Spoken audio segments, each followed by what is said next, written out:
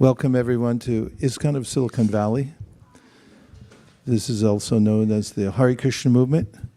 If you came to the wrong place, please stay anyway. We do feed everyone later. Our founder, who is seated upon this ornate seat, which is called the Vaisesika, is a representative of a line of teachers who present what is called reality distinguished from illusion for the welfare of all.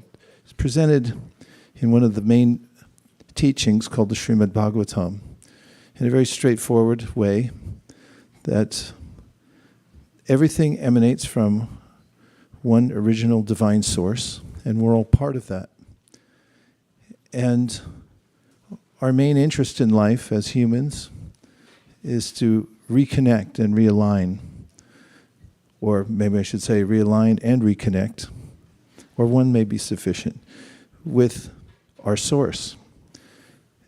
What's unusual about the teachings of the Srimad Bhagavatam, which is an explanation of the ancient wisdom literatures called the Vedas, is that it presents our original source as personal. And of course, logically, that makes sense because each one of us has a personal origin as well. And if you don't, and you're an AI robot, you can also stay and record the class. If you ask who your father's father was, and you keep going back all the way, you'll find that there's a continuous chain. You're looking at your family tree. There's a personal origin. So the Srimad Bhagavatam says similarly, there's a personal origin to us and to everything else and to all the energies in the world. What's more, in the teachings of Bhagavad Gita, which is one of the main texts that we follow, the teacher, Krishna, says that this world is a very personal type of world in that it's responsive to everything we do. That's what sometimes people talk about as karma.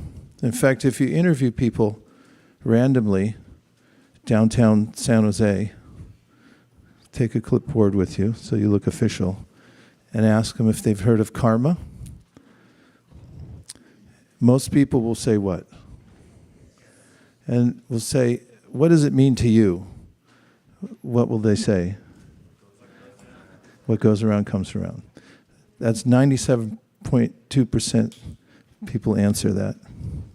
That's unsupported, the number I gave, but it's fairly close. What goes around comes around means there's some order to the world. And if there wasn't, then there'd be no point in us sitting here and having a class.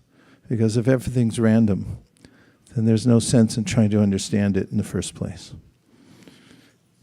But this kind of thinking dates back thousands of years in the idea of logos. When we talk about science, oftentimes we put the suffix ology. Ology comes from the word logos, which directly indicates that the universe has order and purpose. If it doesn't have some order, at least, forget the purpose for now, then you wouldn't be able to study it, because modern science is based on the controlled experiment. If nothing to control, there's nothing to study. The material nature lends itself fairly well to the controlled experiment, although there are caveats in that even observing this world is a little difficult. For instance, there's what is called the observer effect, and that is as soon as you begin to look at the world, it changes right before your eyes. So, the study of what's beyond matter, the metaphysical, is the overarching goal of the Bhagavad Gita, the Srimad Bhagavatam. And someone may say, well, what is that that's beyond matter? Well, just to give it a name, we could call it metaphysical. Meta means above or beyond, so metaphysical means that which is beyond the physical. And one may think that sounds untenable, because how could you measure something or even observe something beyond the physical? And of course, this is one opinion that many scientific communities hold, or at least a few, and that is there's nothing to see beyond matter. However, we can also understand, just by common sense, the metaphysical in observing how we react to the world. For instance, we do have a sense of justice, don't we? Please say yes. And that if we see an injustice, we may protest. For instance, if somebody treated someone who's weaker than them in a harsh way, or let's just say we don't condone violence for its own sake. And if we see violence, gratuitous violence, then we may have a sense that justice needs to be done, some due process. But where does that sense come from? Because if we are only material entities and we're only dealing with matter, then where does that sense arise from? That it's unjust to treat other living beings cruelly. And that is harder to measure. Matter's not so easy to measure, although we do the best we can. But when we come to metaphysics, how will you measure justice? Of course, we try to do that, for instance, in the legal system, don't we? Because when you bring someone for trial, you're mainly trying to understand what their intention was. Now, you can't go to Home Depot. I mean, you can go to Home Depot. I wouldn't go necessarily. No customer service. Uh-oh, hope we don't get sued for that. If you go to Ace Hardware and ask them for a meter that could understand somebody's intention, or the degree to which somebody has compassion in their heart, or the degree to which somebody is sincere, would we be able to find such a thing? Maybe on Amazon, I don't know. But probably not, right? No. Because it's not measurable through the tools that we use to observe material nature. So the ancients, those from the Vedic culture, considered that what is metaphysical is more important than even the physical, because there's a hierarchy. And in the Bhagavad Gita, Krishna describes this hierarchy. He says, Indriyani paranyahur, indriyebhya param manaha, manasastu parabudha, yobhude paratastu saha, which means that just observing our own bodies, lowest in the hierarchy is are the senses. Senses are made of matter, aren't they? And above the senses, according to the Bhagavad Gita, is the mind. The mind is also sense. It's called the sense within. It is the clearinghouse for all the sensual inputs we get from our worldly environment.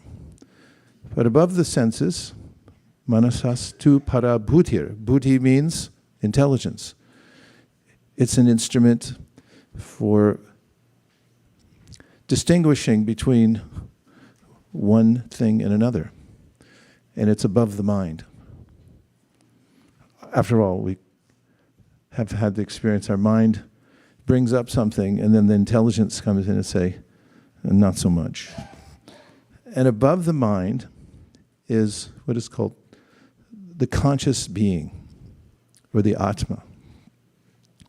And in the Bhagavad Gita, Krishna distinguishes between two major energies.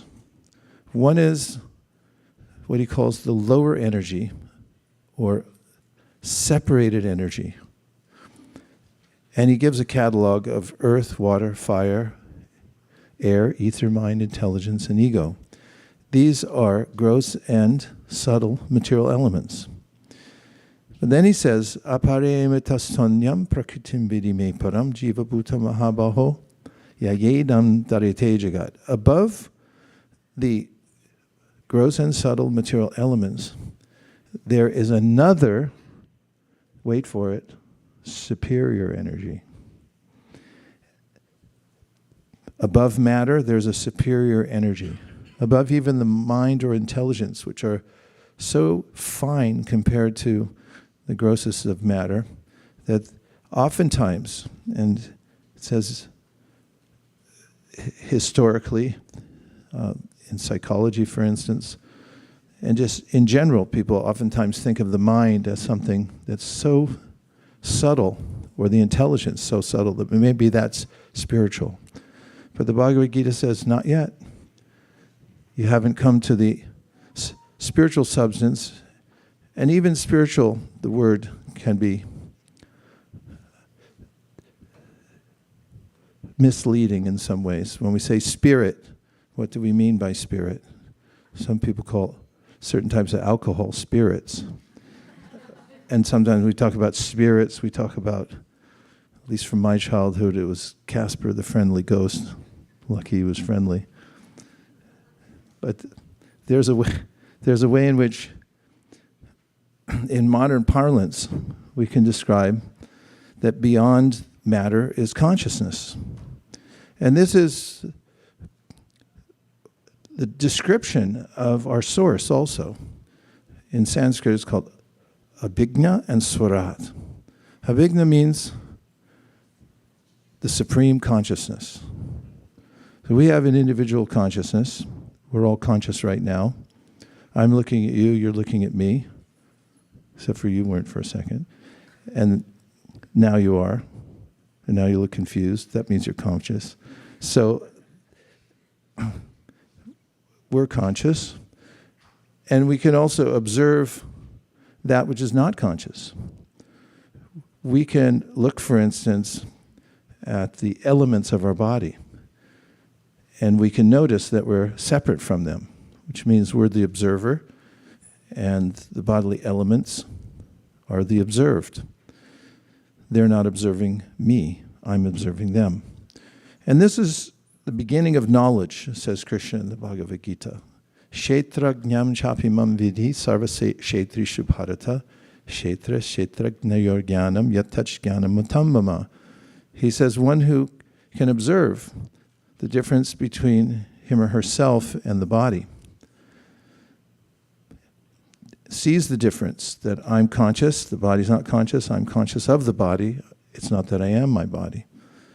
That person is on the threshold of knowledge. It's the foundational element of knowledge in the Bhagavad Gita. And so, what is consciousness, and what are the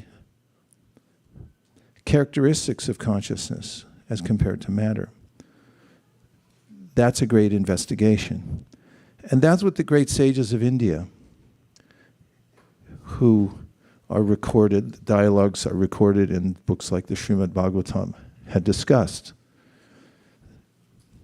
And in talking about them, there are many allegories which help us to realize the importance of making this distinction. Would you like to hear a story? I think I need a drone instrument. I can't tell a story without a drone. Is it possible? Sea drone? Thanks. Once there was a king named Suyagya. Suyagya means someone who is very expert at doing his duty. And as a king, he protected the citizens. He entered into a battle. He was a little above middle age. And maybe he had lost a step, who knows. But it was his last battle. Thank you. And Suyagya was such a valiant king that he had, on his demise, bitten his upper and lower lip very hard to show his prowess as he passed from this body.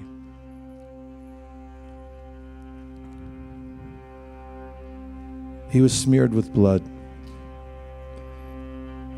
Some of his limbs were broken from the battle. His weapons damaged from the severe fight. He had collapsed on the battlefield. And after the battlefield had cleared, the attendants of the king came and sat in a circle around him on the ground, who were then followed by the queens, his beloved consorts throughout his life. They moved into the inner circle and clutched his battle-worn clothes in their hands. And they looked up into the sky, which was turning to dusk, and they wailed. There was an anxiety amongst the attendants of the king because there was a time when the body, astrologically, should be taken from the battlefield and cremated before the next sun cycle, before darkness appeared. But the queens wouldn't let go of the body.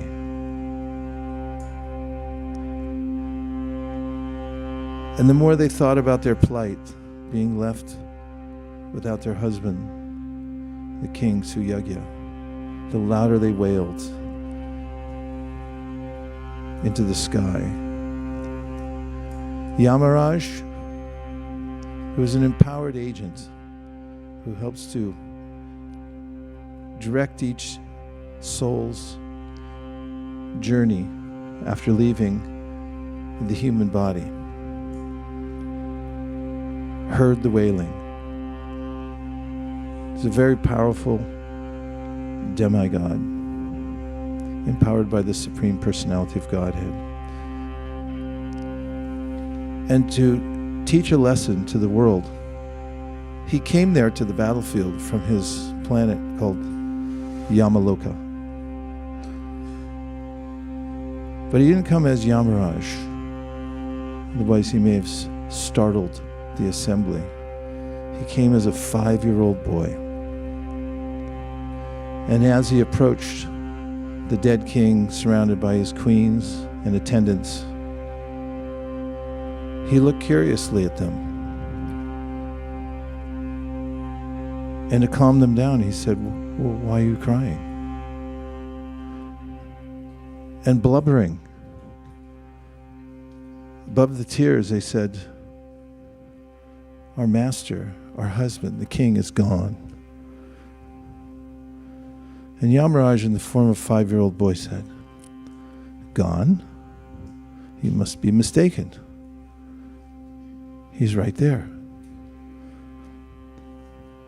They said, "No, you don't understand. He is gone." He said, "You don't understand. Same eyes, same ears, same hands, same mouth. He's right there." He said, "Little boy, he's gone." Yamaraj replied,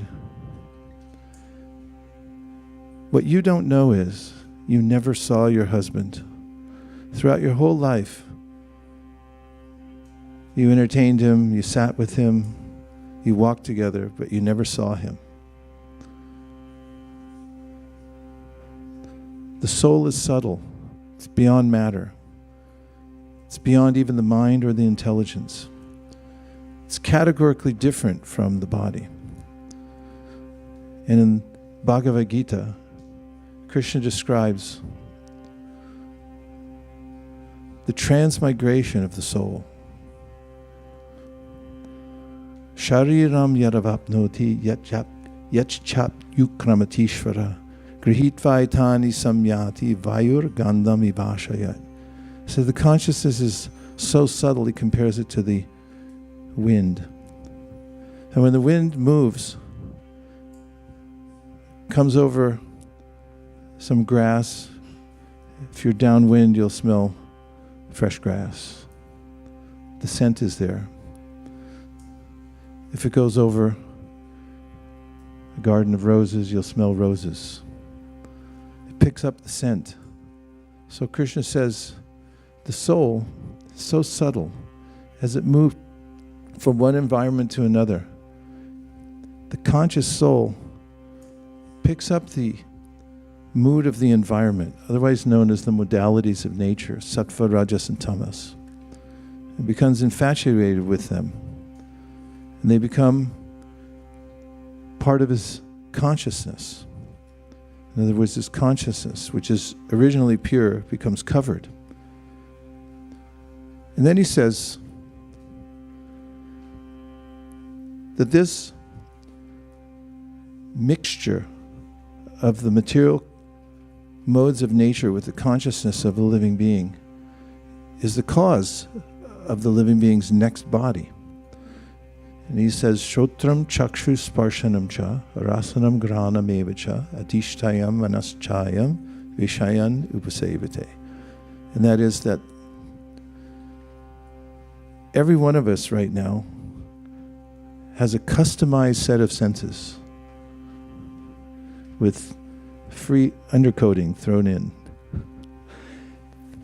The senses are a filling in, says Patanjali Muni, of our desires from our last life. And then Krishna says, Ukramantam stitam vapi punjanam vagunanvitam vimudhanana pashyanti jnanachakshusha.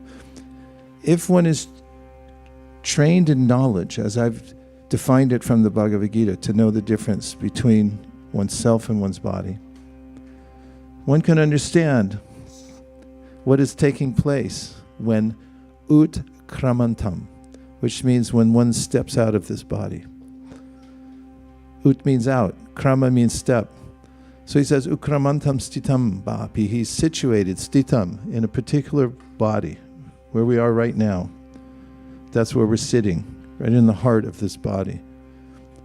But when we step out of it, Ukramantam stitam bhapi, unless we're trained, unless the mind has been trained, unless we've practiced yoga throughout our life, we won't know what's happening. We know something's happening. We just don't know what it is. Bunjana gunanvitam. The person who's untrained doesn't know it. And Krishna goes on to emphasize how important it is to know this science. Yatanto yoginas chayanam pashyant yatman yabastitam. Yatanto pyakrita mano nayanam pashyanti chetasaha. He says, one whose eyes and whose mind is trained in knowledge can understand what's happening. Not only when he or she leaves the body, but when others leave the body, they can see what's happening. The soul's leaving. And leaving behind just material nature. The soul's unaffected. It never mixes with the body. It's like a dreamlike state. You may have a dream that you're late for your flight at the airport and you can't find your ticket. Have you ever had that dream?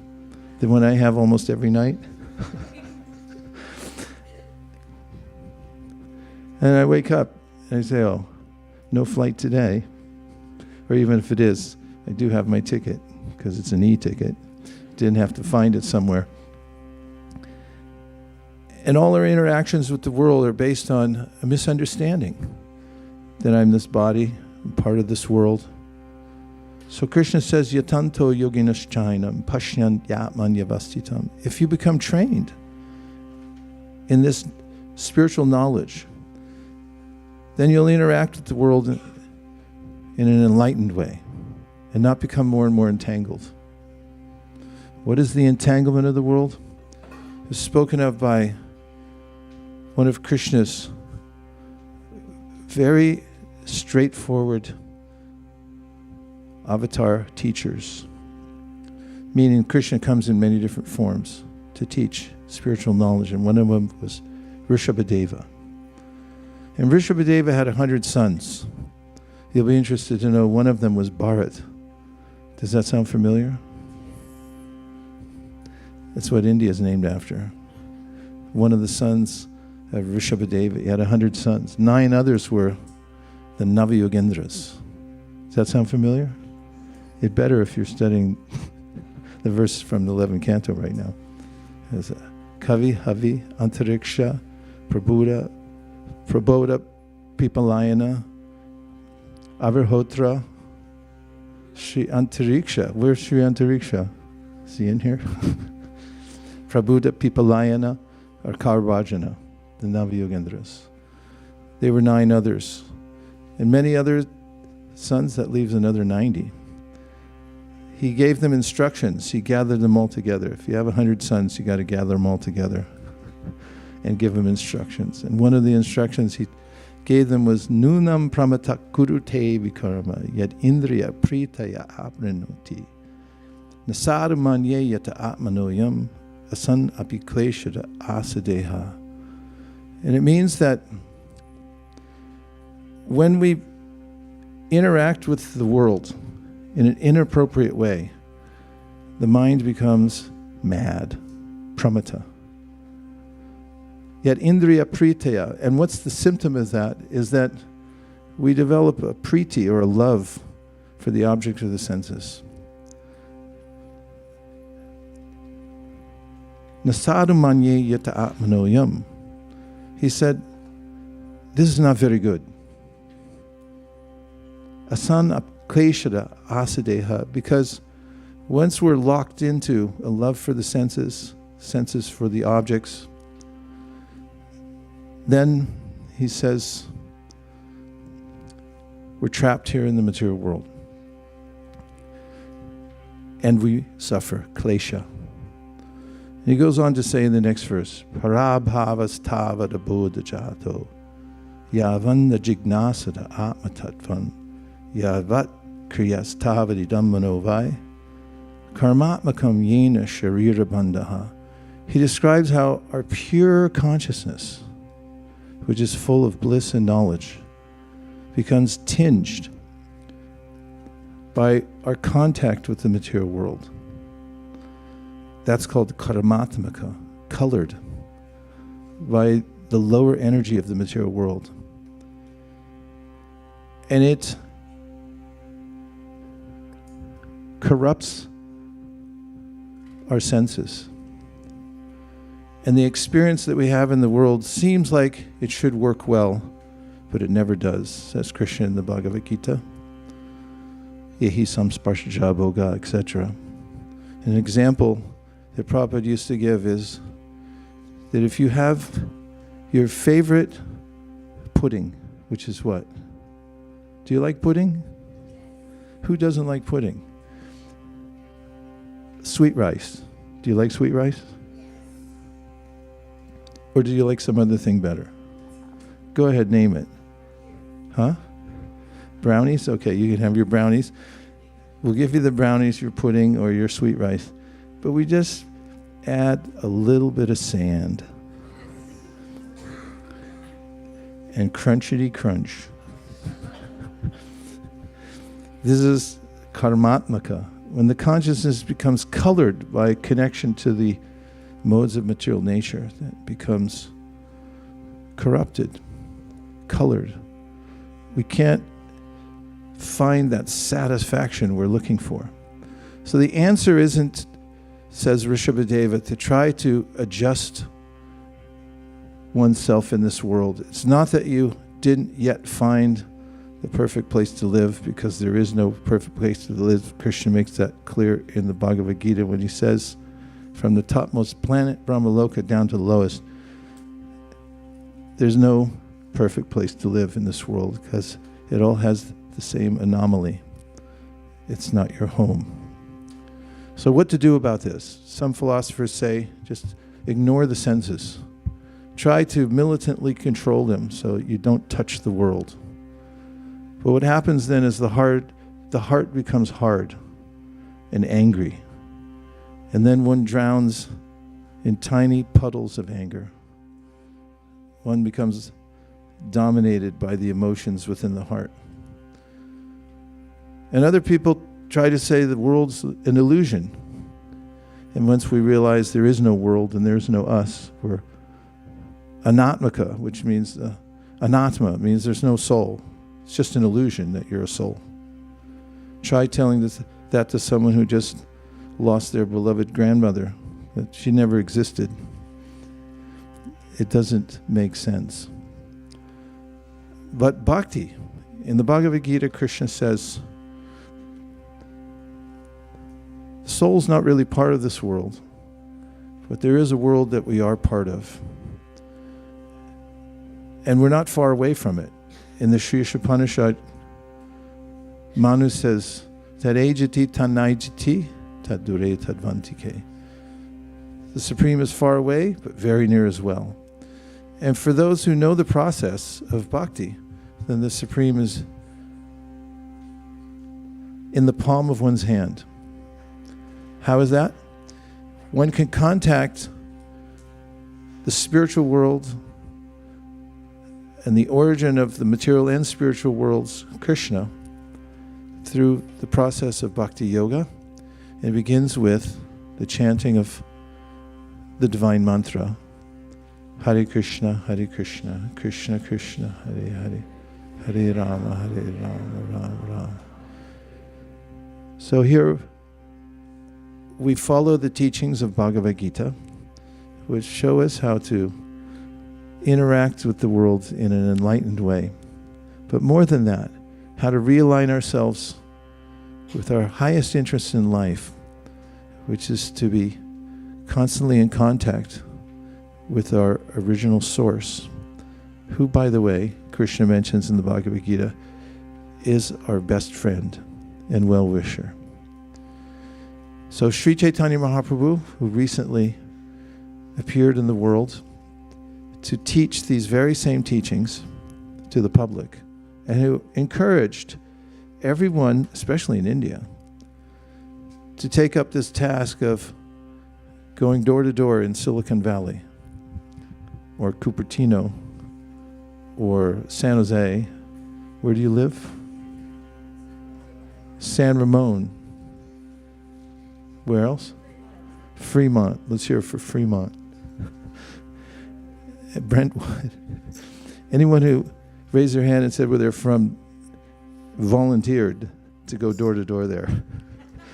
But we'll go with you next week to give people an opportunity to take a Bhagavad Gita, read it, and chant Hare Krishna. So that's what we do here at ISKCON of Silicon Valley. And we can test out the system that's been passed down to us. It's not complicated. It's an immediate process for contacting the spiritual world and coming in contact with Krishna. Would you like to try it out? Yes. Okay. So all you have to do is put your hands high in the air when I say 3 and say Krishna, and call out to Krishna. You're here in Silicon Valley. Of course, he's in your heart. You could say he's also in the spiritual world, but you got to call out loud enough so he can hear you in the topmost planet of the spiritual world, because there's a lot of planets above us right now. We're in the middle of the universe. Goloka namni nijadamni taleta tasya devi mahesha haridama suteshu teshu te te prabhava nichayavi taschayena govindamadi purusham. Above us, above Devidam, you know we're in Devidam? You thought you were in Mountain View? Above the material universe known as Devidam is Maheshdam. So we want to say Krishna loud enough so the Mahesh, who is a devotee of Krishna, can also hear us. But what's above Mahesh Dham? Haridam, that's Vaikuntha. Lord Narayan's there. Most people are chanting the Purush Sukta there. But we want to say Krishna so loud they can hear us as they're chanting Purush Sukta and Vishnu Sahasranam. And what's above Haridam? Golokadam. Golokanamni Nijadamni today. It's Krishna's personal abode. So it's not necessarily the volume, it's the sincerity of the way you cry out. And this is the teaching of bhakti, is that if you're very sincere to connect with God and you call out his names, then you're directly in contact with him. You're already directly in contact with him, but the consciousness has become covered. It can become uncovered by the sincere process of calling out. Are you ready? 1, 2, 3.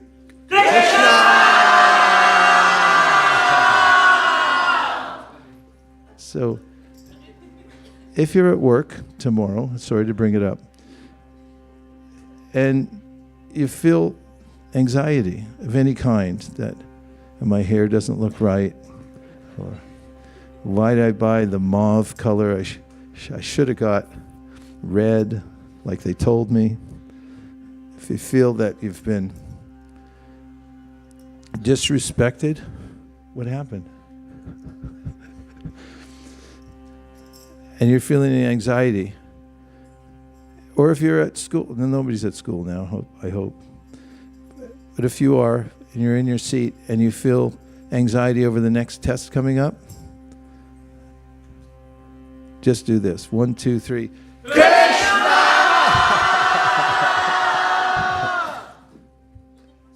And then you won't have to worry about going to your job anymore. And now we'll try the chanting as was delivered to us by Sri Chaitanya Mahaprabhu. Namo Om Vishnu Padaya Krishna Preshtaya Bhutale Srimate Bhaktivedanta Swami Niti Namine Namaste Saraswati Deve Gauravani Pracharine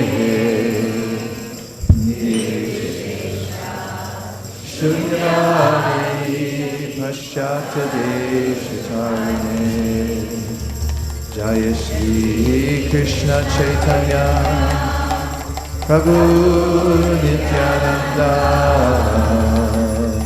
Shri Advaita Gadadhara Shiva Saridora Bhaktivinoda.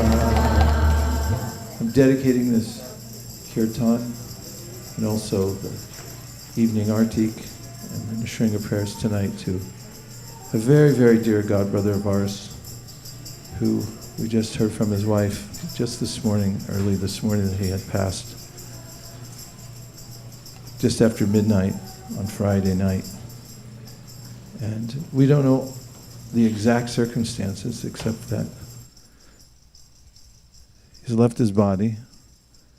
He had a lifetime of service. He was one of Prabhupada's personal servants for some years, a secretary, and we were very close to him. He lived way up north, Northern California, up down near Mount Shasta. His name was Paramahamsa, and it was very sad for us because we've always kept in touch over the years and had a very deep friendship. And it's funny because I gave a class on Friday and I saw that he had put a like on the class and I thought, oh, there he is. And then just a few hours later, his wife informed us that he was gone. So it reminded Nirkula and me about how important time is. There's no time for scrolling. There's no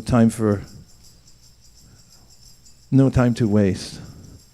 At any moment, we can have the last tick, and then we're off.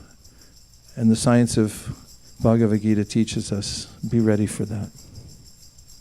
Hare Krishna, Hare Krishna, Krishna Krishna, Hare Hare, Hare Rama, Hare Rama, Rama Rama, Hare Hare.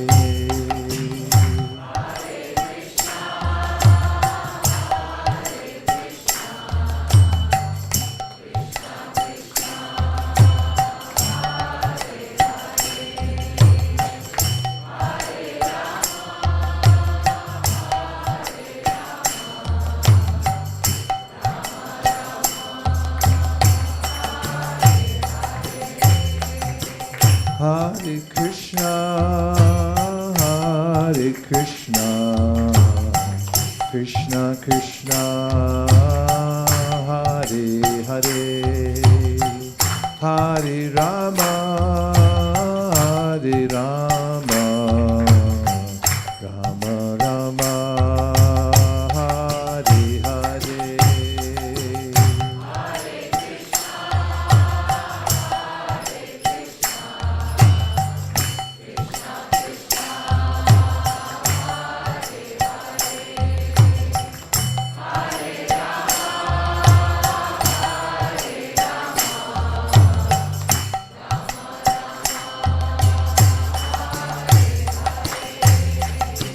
Hare Krishna, Hare Krishna, Krishna Krishna, Hare Hare, Hare Rama, Hare Rama, Rama Rama, Hare Hare.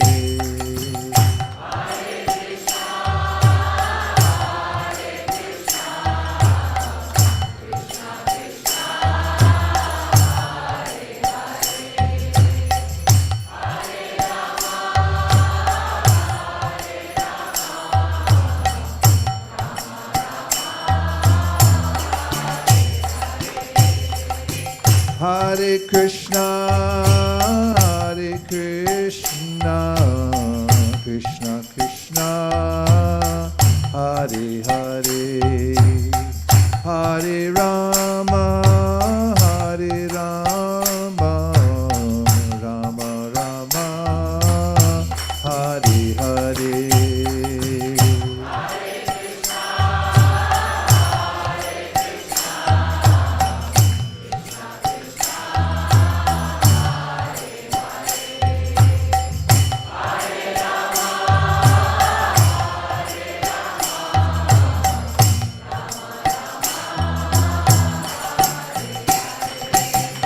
Hare Krishna, Hare Krishna, Krishna Krishna, Hare Hare, Hare Rama, Hare Rama, Rama Rama, Hare Hare.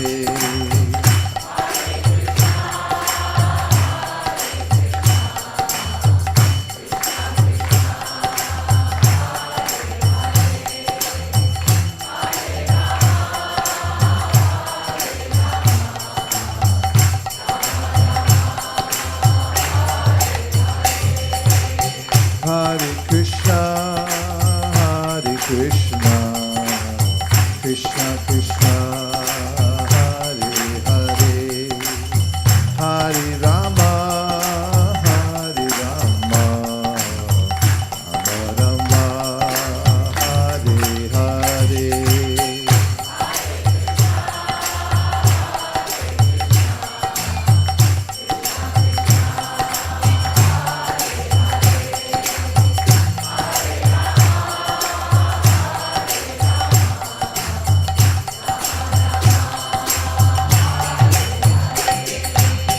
Hare Krishna, Hare Krishna, Krishna Krishna, Hare Hare, Hare Rama, Hare Rama, Rama Rama,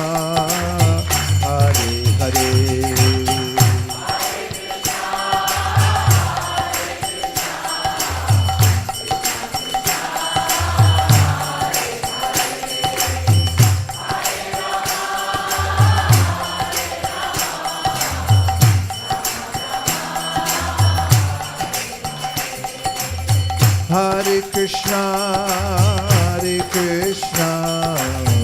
Krishna Krishna, Hare Hare, Hare Rama, Rama Rama, Hare Hare.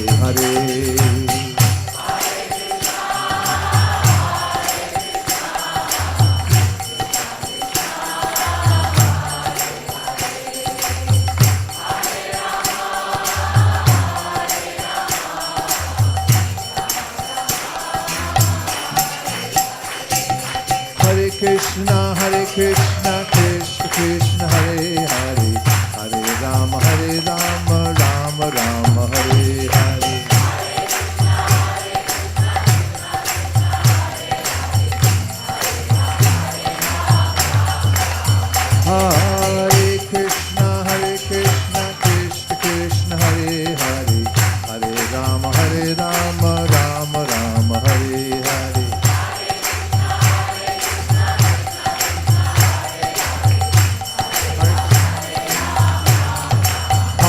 Hare Krishna, Krishna Krishna, Hare Hare, Hare Rama,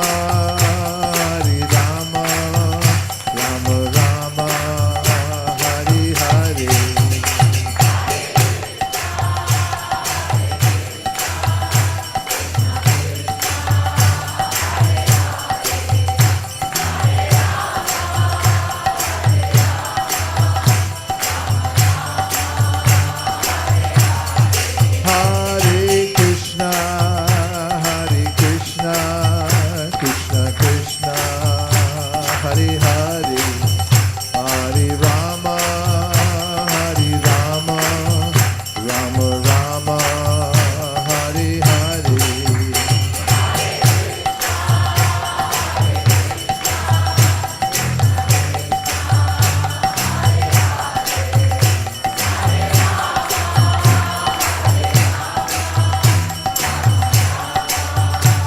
Hare Hare. Krishna Krishna, Hare Hare, Hare Rama, Rama Rama, Hare Hare.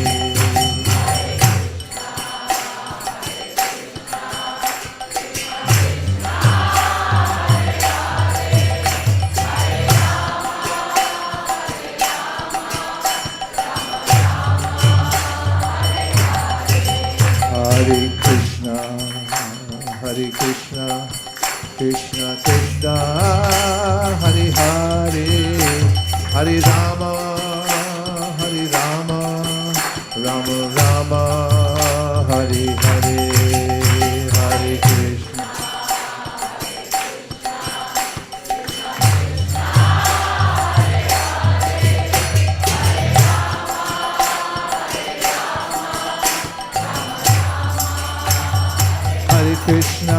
Krishna, Krishna Krishna, Hare Hare, Hare Rama, Rama Rama, Hare Hare.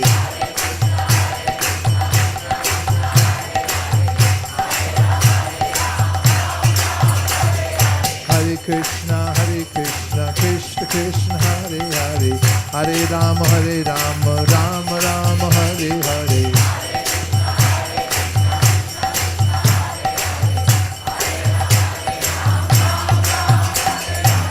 Hare Krishna, Krishna Krishna, Hare Hare, Hare Rama, Rama Rama, Hare Hare.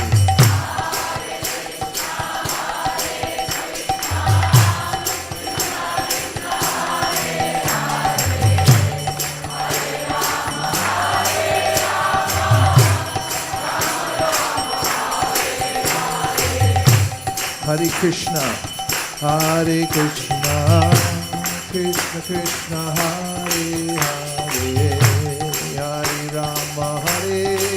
Rama, Rama Rama, Hare Hare.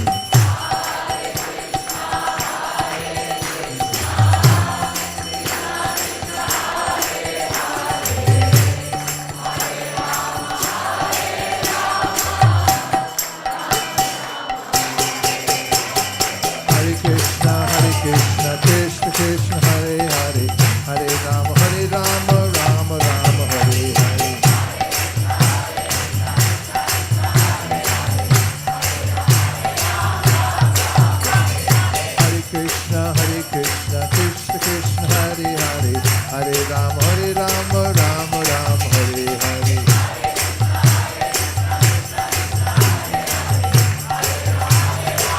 Nitai Gaura Hari Bol, Hari Bol, Hari Bol, Nitai Gaura Hari Bol.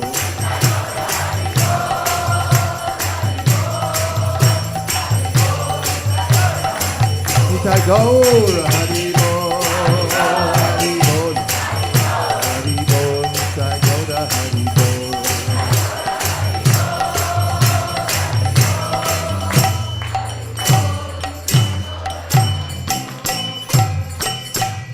Nitai Gaur Premanande, Shri Ram Sankirtan Ki, Shri Ram Mantra Ki, Shri Hari Ram Prabhu Ki, Gaur Premanande. Nitai Gaur Hari Bol, Hari Bol, Hari Bol, Nitai Gaur Hari Bol.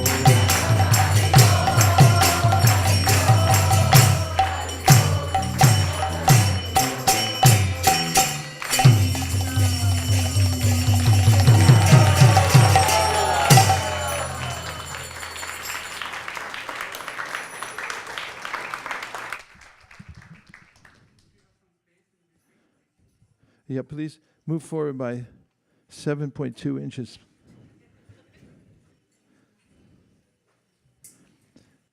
And if you'd like to have a bigger space to worship in, then afterwards, bring me a big sack of money. And we'll go pick one up for you. Hare Krishna. Some practical points, because the first part of our discussion or monologue was philosophical. And what can one do when confronted with the urges of the senses? Because in the Bhagavad Gita, Krishna mentions, as I said before, that when we're able to control the mind, control the senses, the mind becomes one's friend. And what's more, the senses, especially the tongue, if you've ever taken time to observe your tongue, have you? Yes. When's the last time? I don't believe you. Unless you're a kid, you look in the mirror. But if you do, you might look and see it looks like a rudder. And one of the ways in which we ply smoothly or direct ourselves in the water is by having a rudder in a boat.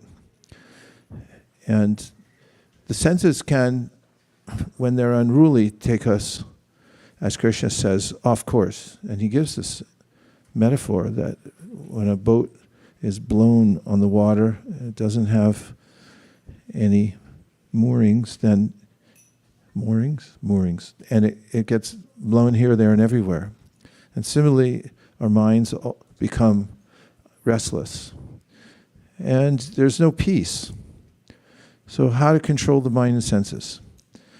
Well, Krishna says in the Bhagavad Gita, Vishaya vinivartante niraharasa dehina rasavarjam rasopyasya param jishva nivartate. That we may restrain our senses, but then still have a sense of longing for the sense objects. That's possible, right?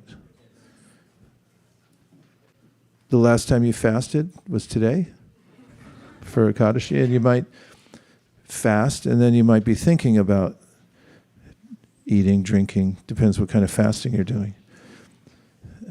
But then he says there's a state of consciousness in which you're already drinking something better spiritually.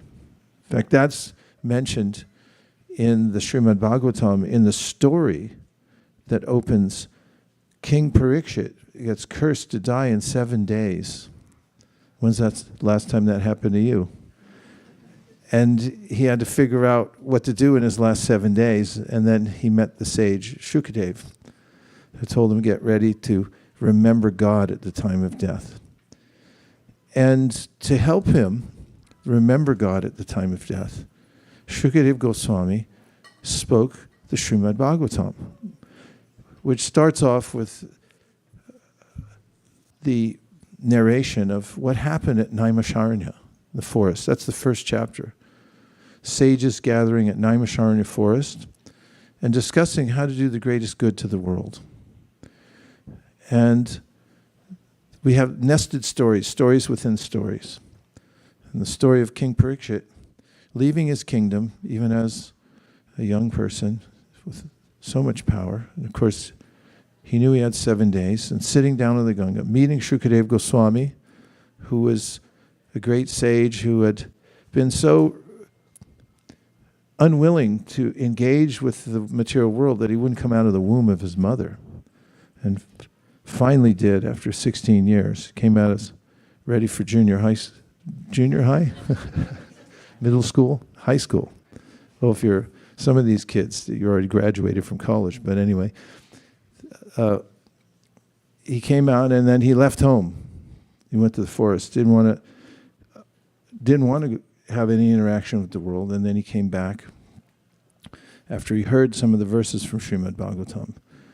And there we find the story of King Parikshit. And King Parikshit didn't want to waste any time, so he fasted. Since I've said fasted twice, don't get the wrong idea. We don't fast a lot here. Well, we do, but we feast afterwards. Anyway, it's a long story.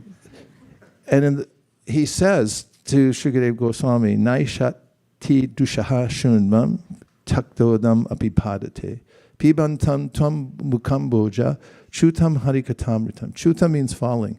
And harikatamritam means that the words Shukadeva is speaking, they're amrita. What's the best drink you've ever had? Sweet rice again? Okay. Some ambrosia, if you've ever had ambrosia. So the Srimad Bhagavatam is described as an intoxicating beverage. Pibantam. That it's the most relishable beverage, and it's semi-solid, so you can drink it. And spiritually intoxicated, so when people drink it, then they pass out, and they get back up again, they drink some more. It sounds like the thing in the material world, but it's not. It's spiritual. So as Shukadeva Goswami was speaking Srimad Bhagavatam, Parikshit Maharaj said, Naishati dushaha shunman takdodam apajite, that usually if somebody's not drinking water and they're not eating, they're really hungry. And they're thinking about when's going to be the break fast, right? But speaking of drinking water, he said, I'm not even thirsty. And even to add to that, the trifecta, he didn't even sleep. And he said, I'm not tired. And why is it? Because chutam harikatamritam. It's like a waterfall of the best beverage I've ever taken. It's falling from your mouth in the form of the words that you're speaking. So this is what Krishna describes in the Bhagavad Gita as the ultimate form of being in the world but not being affected by it. When you have that beverage to drink, that becomes your preoccupation. It's what everyone's looking for in the world, but they don't find it. Here's a musician who was popular in the 1980s here in America, maybe around the world. He sold a lot of records, and one of his songs was, I Need a New Drug. As people in general like drugs, even ants like it. They find a grain of sugar, or if they get information, a grain of sugar is on the top of a skyscraper building. What's the biggest building in San Francisco? Salesforce. If they find that if the ants on the street, what street goes by Salesforce? Huh? You guys work there and you don't even know where you... They find some Mission Street. The ant on Mission Street finds out there's a grain of sugar on the top of the Salesforce building. He's going there to find it. Everyone wants some intoxication, but the best of intoxication comes from this spiritual sound vibration. It becomes so relishable. And so he says, I'm not thirsty, I'm not hungry, I'm not even tired because I'm drinking this. And Krishna says, normally people they renounce something in the world and then they think about it all the time and they can't wait to get it back. There's a rebound effect, sort of an addiction to the world. And then he said, but when one gets a higher taste, then one is no longer interested in the paltry things of this world. They seem distasteful, and we're not interested. In the meantime, it's very helpful to have some ways to continue one's practice of devotional service. Some people have complained, in fact, quite a few people have complained, that they're distracted by one specific device. Can you think what it might be? Yeah, it's shocking, because any public place you go to, you might notice that everyone's got a phone. In fact, I see a lot of dog walkers. Any dog walkers out there? They're walking their dog and they look at the phone. They can't put it down. And when we were in the airport in somewhere, Delhi or not Delhi, we were crossing over somewhere from one place to another, and we had to sit in the lounge for a while. And there was a man with a baby, and it was late at night. He was trying to take care of the baby. He was a little cranky. So finally, the only thing that satisfied the baby was he put her over his shoulder and gave the baby the cell phone. And then she was quiet. And he couldn't see her, but he was walking around, and the baby was hanging off the back of the father, and like looking at the screen. So there's a technique to temporarily stay bad habits so that one can pick up momentum with one's good habits. And the good habits, especially good habit, is to learn how to chant and hear, Shravanam Kirtanam. And the more one does it, the more practice one gets at it, the more one can taste the sweetness of it. It starts to be appealing, and one can get a higher taste. So how does one give up the addiction of the lower attractions for the higher ones? Would you like to know a technique? Yes. Well, there's an old saying, and it came from, I looked it up, William Gladstone. From the 1600s, he said that justice delayed is justice denied. Have you ever heard that? Any law students in here? Or anybody who watches the news? Justice delayed is justice denied. Means when you don't mete out justice when it's due and you delay it, then generally it never happens.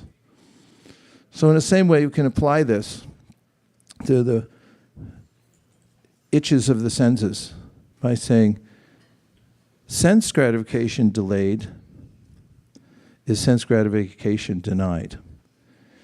And this comes up in the pastime of Haridas Thakur, who was visited by somebody in the middle of the night who wanted to interrupt his chanting. And he told that person, fine, but wait, later. He didn't say no, he just said, just sit down, and later we'll talk about it. And later never came. In fact, that person became a devotee and didn't want to distract him anymore, minus all the details. So rather than saying absolutely no, never again, and then bouncing back into the same thing one was doing before, one can apply this principle of neglect. Prabhupada mentions it in the purport. We could call it tender, loving neglect. TLN, not TLC. So when those distractions come into one's mind, the urges to do something foolish that becomes entangling, then one can say, later, delay. Does anybody here know how to procrastinate? Well, there's a university major you can take. It's called applied procrastination. And you can learn it from the Bhagavad Gita and from this lesson today, is that when the inferior objects present themselves, if you have the power to procrastinate at that point, that's a good thing. And say, fine, I acknowledge you, but I can't engage with you right now, later.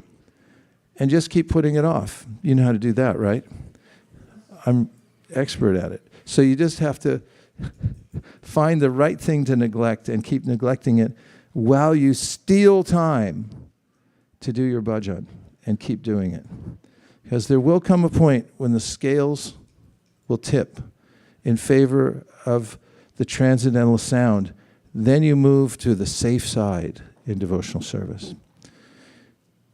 And one of the other very helpful ways in which to stay steady in the practice of bhakti yoga is to have friends who are steady in practicing bhakti yoga. Anybody have any friends out there? A lot of friends, okay. So it's always good to make new friends. So let's try right now for a moment. We'll just take 5 minutes, and everyone can stand up. Be careful where you walk, but meet somebody here in the room that you've never met before. Introduce yourself and tell them why you came here today. You got 2.5 minutes each. Are you ready? We do have our cameras on, and we have monitors in the back to see if you're talking to one of your friends. We have face recognition, and AI is running. So it better be good. 1, 2, 3, meet somebody new, somebody new. If whether you're with your friends, break up and go different directions, or you could do whatever you want.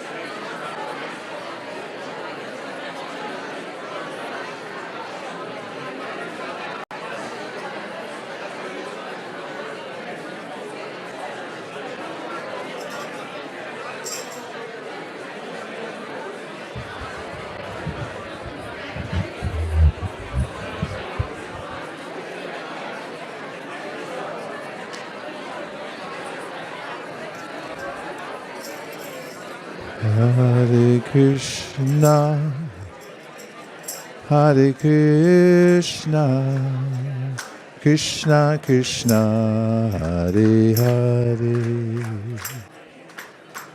Hare Rama, Hare Rama, Rama Rama, Hare Hare.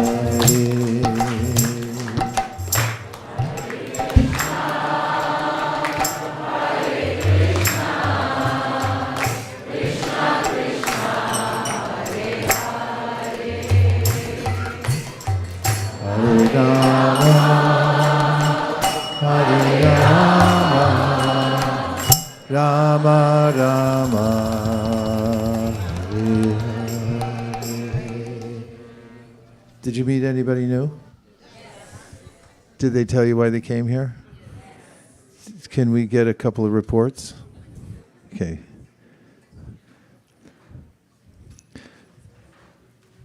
Was it fun?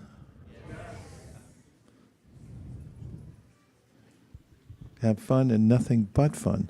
Okay. Hare Krishna. Today I met Sangeeta and she is first time coming to ISV. Oh, welcome.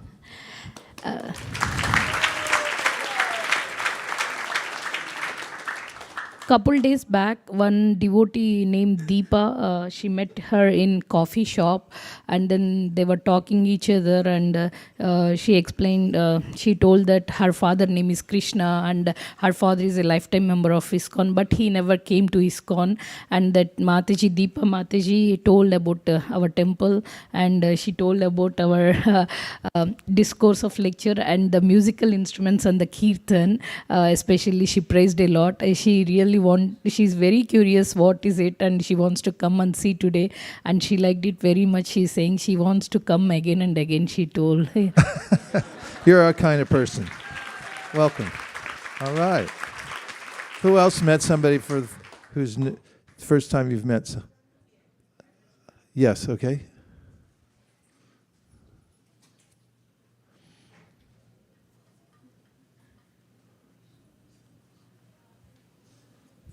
So Anushka came with her mother, and it's her first time.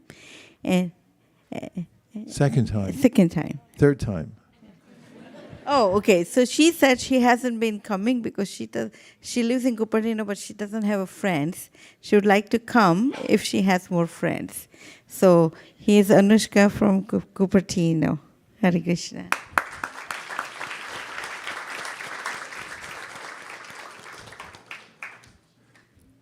It's so important to have friends.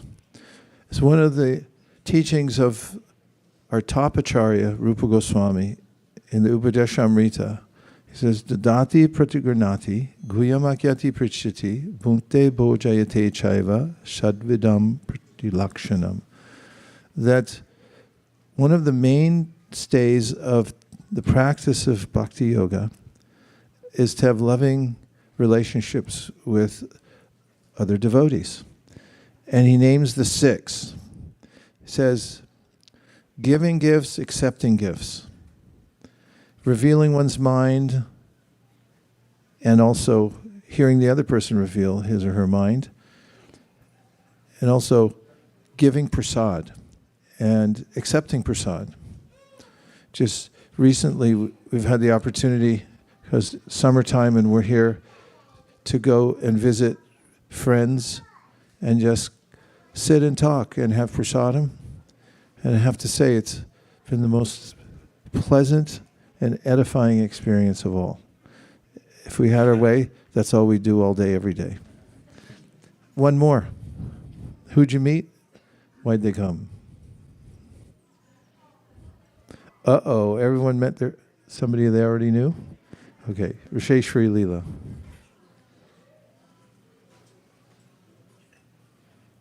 So I met Rosaline, and I've met her many times before. I didn't know much about her.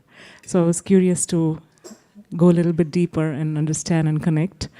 And I was very happy to find how she found her way. Actually, she came to the temple looking for a Srimad Bhagavatam.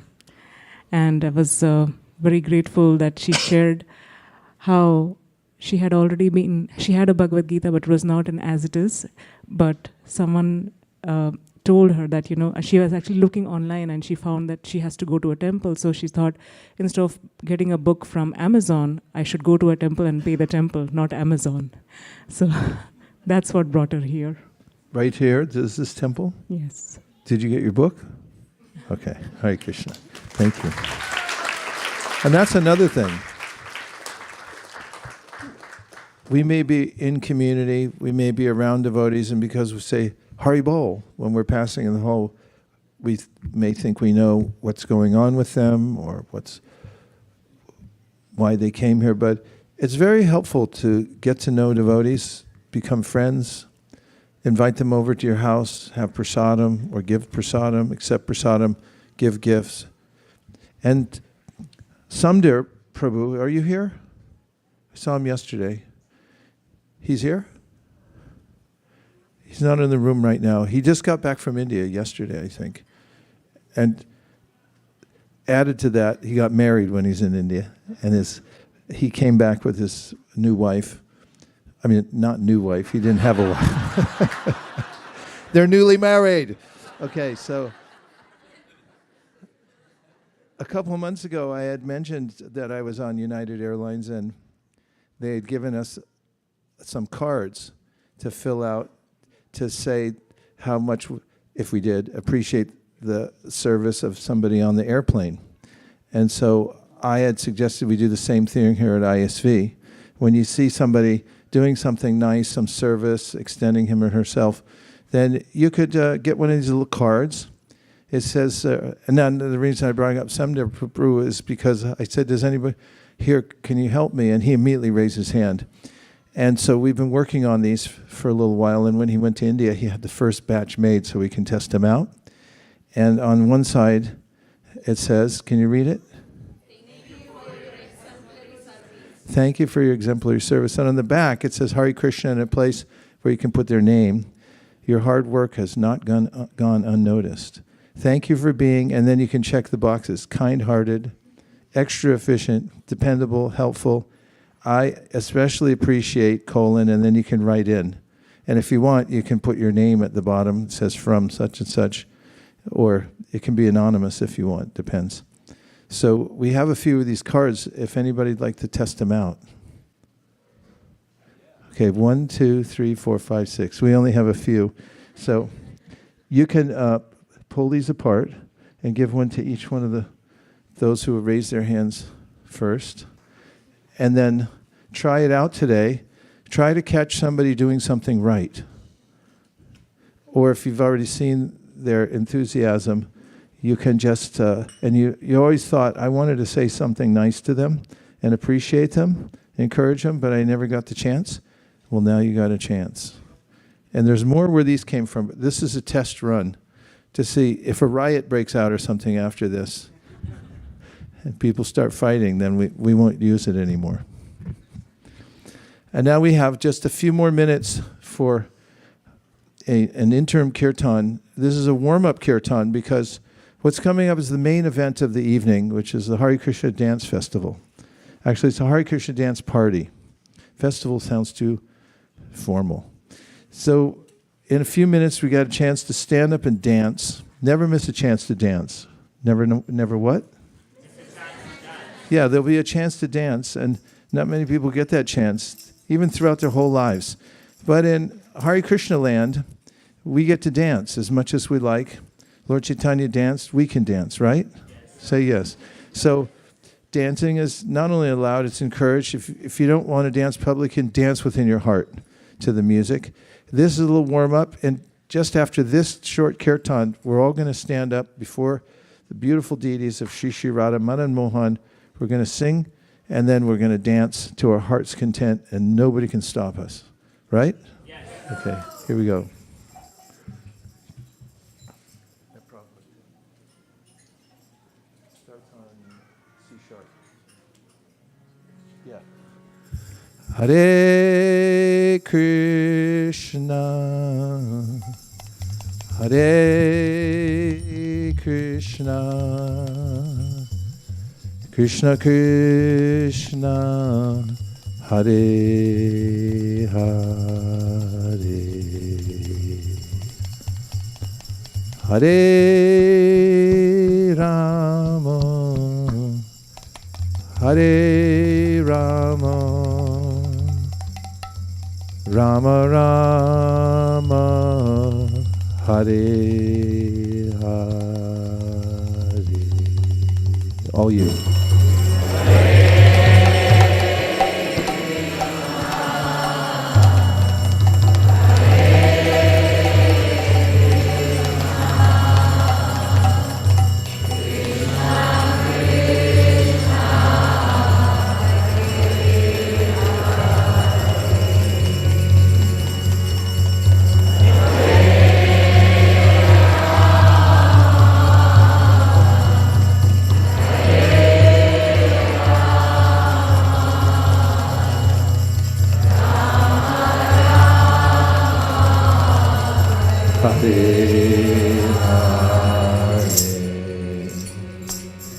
Hare Krishna, Hare Krishna, Krishna Krishna, Hare Hare, Hare Rama, Hare Rama, Rama Rama, Hare Hare.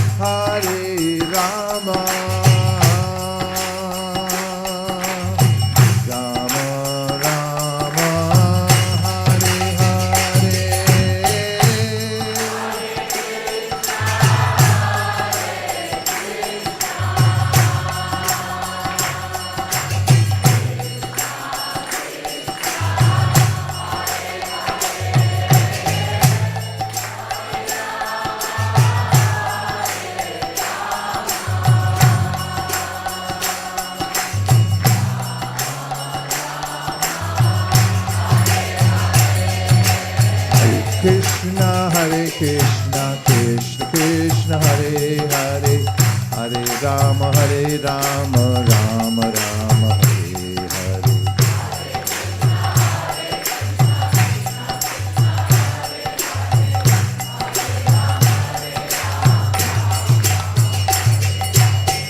Krishna, Hare Krishna, Krishna Krishna, Hare Hare, Hare Rama, Rama Rama, Hare Hare. Hare Krishna, Krishna Krishna, Hare Hare, Hare Rama, Rama Rama, Hare Hare.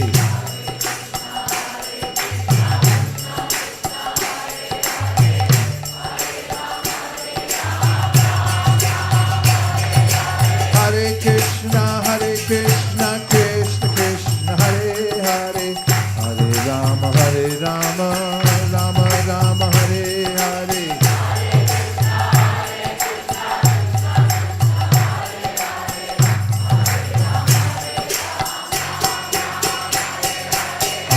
Hare Krishna, Krishna Krishna, Hare Hare, Hare Rama, Rama Rama, Hare Hare. Hare Krishna, Krishna Hare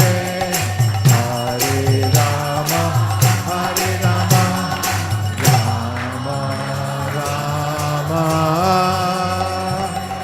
Hare Hare. Now we're going to put away all the seats and we're going to roll up this rug and we're going to open the dance floor. This is a very special floor. This is very special wood, and the trees who provided it, definitely appreciate you standing on there and chanting Hare Krishna. Thank you, everyone, for coming. We're open 24 hours a day, but not in a row, so you can check our schedule. And please come. We have many programs throughout the week and also online. Hare Krishna. Vaisesika Prabhu ki jai. Prabhupada ki jai. We'll gather in 2 minutes on the dance floor. For comfort, convenience, if the women would be on this side, the men would be on that side. It's not an absolute rule, wherever you feel most comfortable.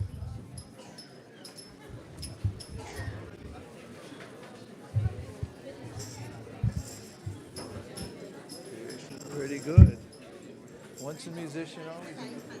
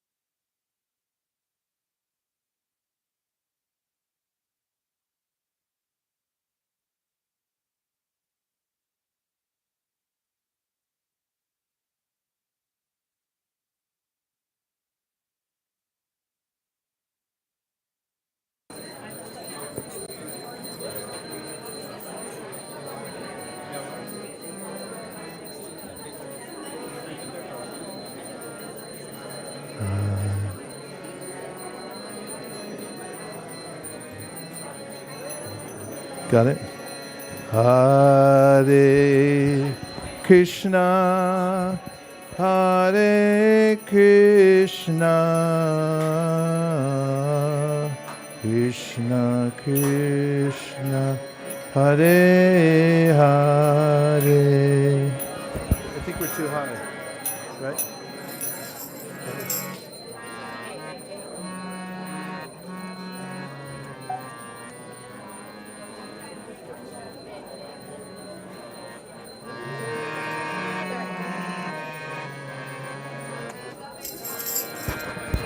Hare Krishna, Hare Krishna,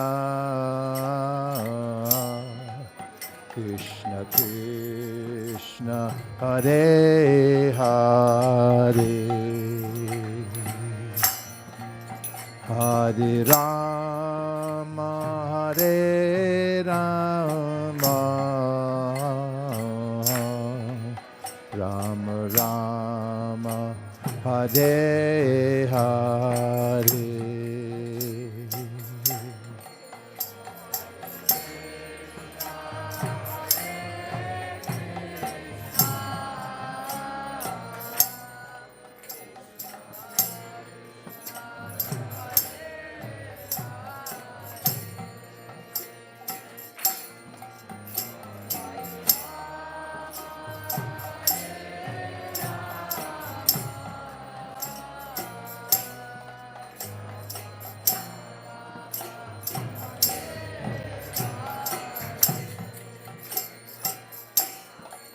Hare Krishna, Hare Krishna, Krishna Krishna, Hare Hare, Hare Rama, Hare Rama,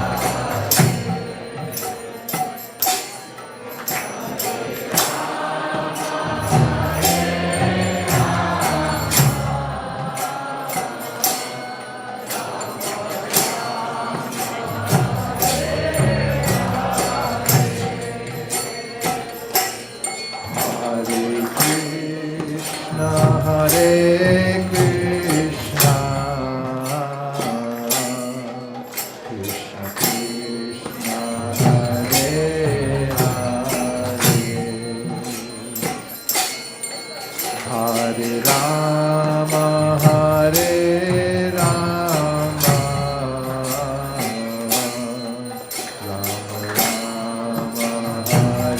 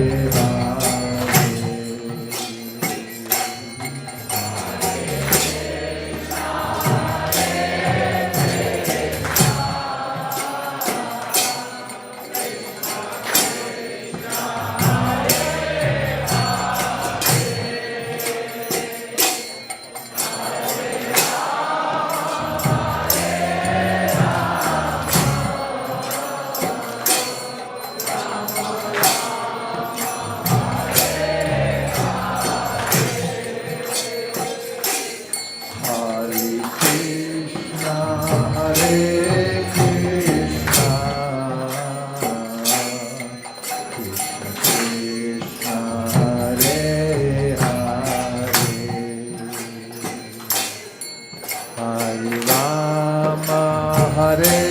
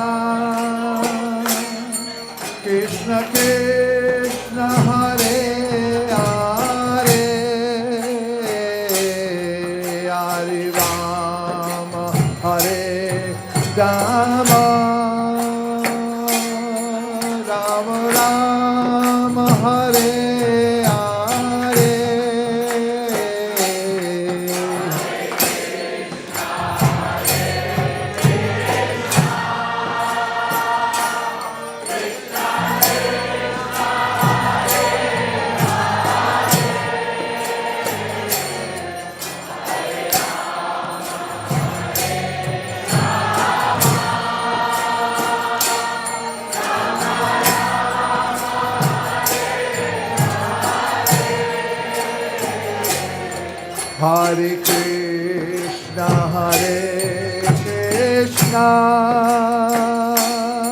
Krishna Krishna, Hare Hare,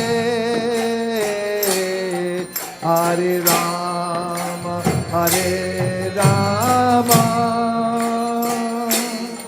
Rama Rama, Hare Hare.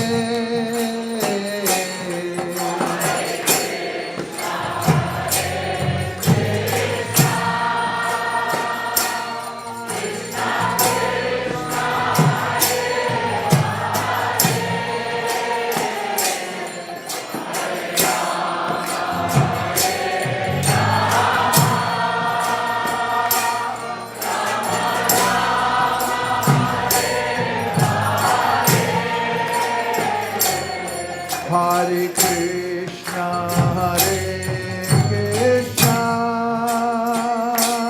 Krishna Krishna, Hare Hare, Hare Rama, Hare Rama, Rama Rama, Hare Hare.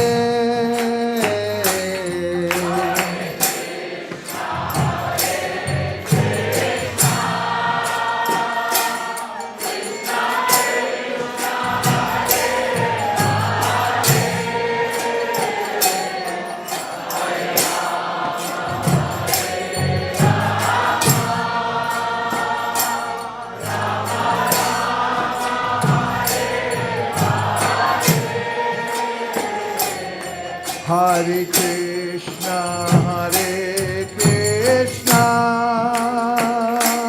Krishna Krishna, Hare Hare,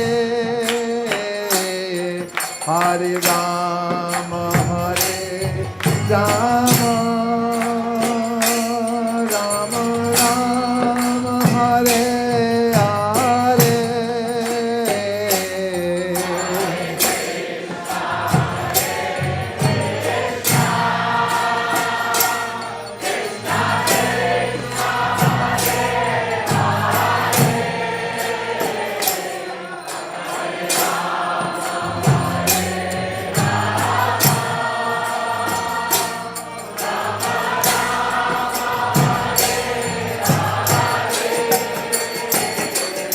Hare Krishna,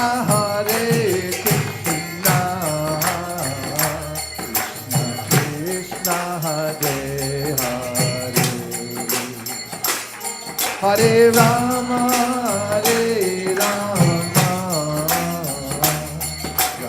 Rama, Hare Hare.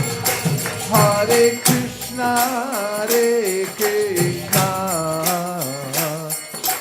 Krishna, Hare Hare, Hare Rama, Rama Rama, Hare Hare.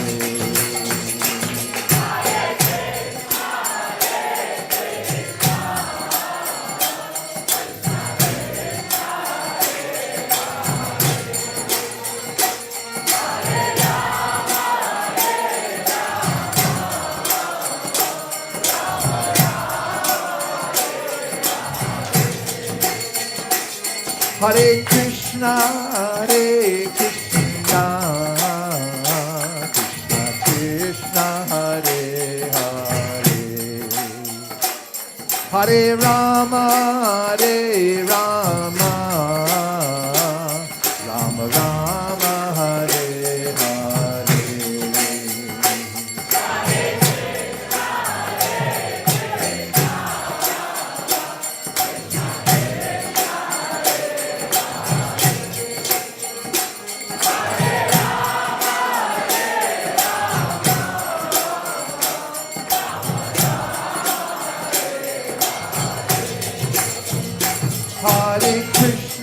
Hare Krishna,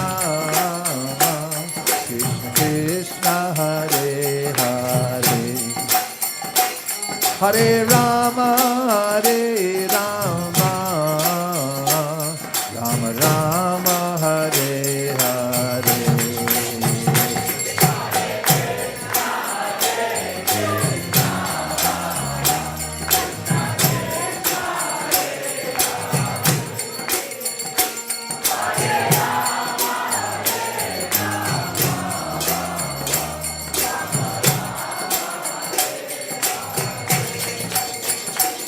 Hare Krishna, Hare Krishna, Krishna Krishna, Hare Hare, Hare Rama, Hare Rama, Rama Rama, Hare Hare.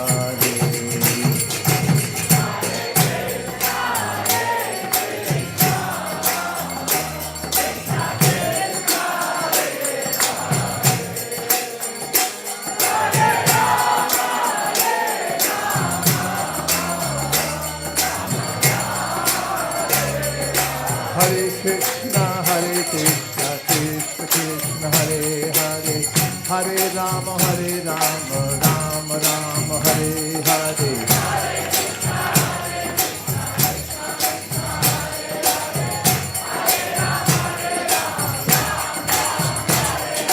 Hare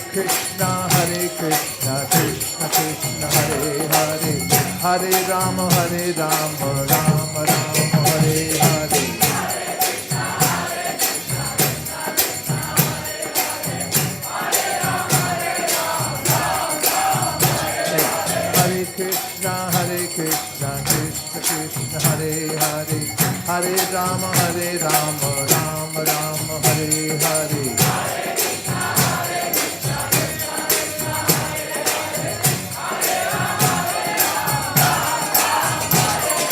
Hare Krishna, Krishna Krishna, Hare Hare, Hare Rama, Rama Rama, Hare Hare. Hare Krishna, Krishna Krishna, Hare Hare, Hare Rama, Rama Rama, Hare Hare. Hare Krishna, Krishna Krishna, Hare Hare, Hare Rama, Rama Rama, Hare Hare.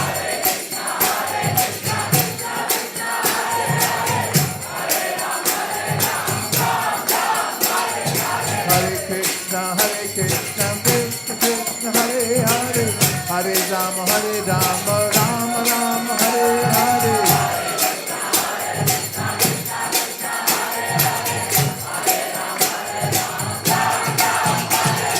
Hare Krishna, Krishna Krishna, Hare Hare, Hare Rama, Rama Rama, Hare Hare.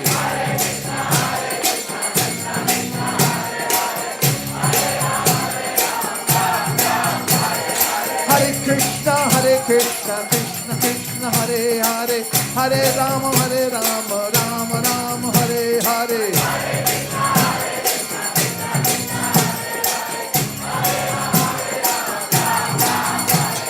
Hare Krishna, Krishna Krishna, Hare Hare, Hare Rama, Rama Rama, Hare Hare.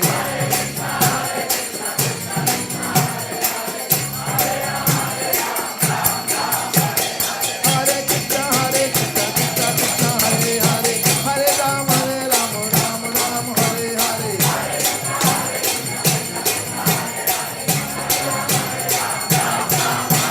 Hare Krishna, Krishna Krishna, Hare Hare, Hare Rama, Rama Rama, Hare Hare. Bravo! Hare Krishna, Krishna Krishna, Hare Hare, Hare Rama, Rama Hare Hare.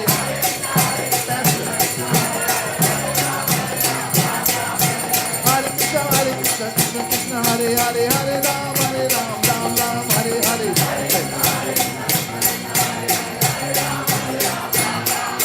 Hare Krishna, Krishna Hare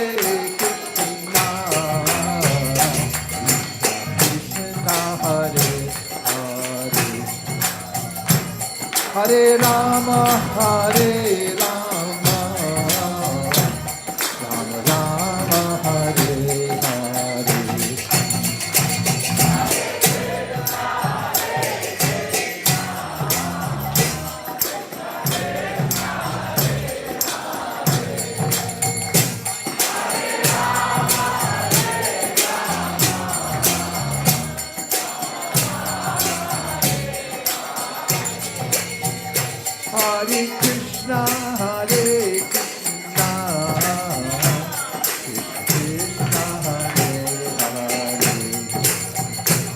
Hare Rama, Hare Rama, Rama Rama, Hare Hare.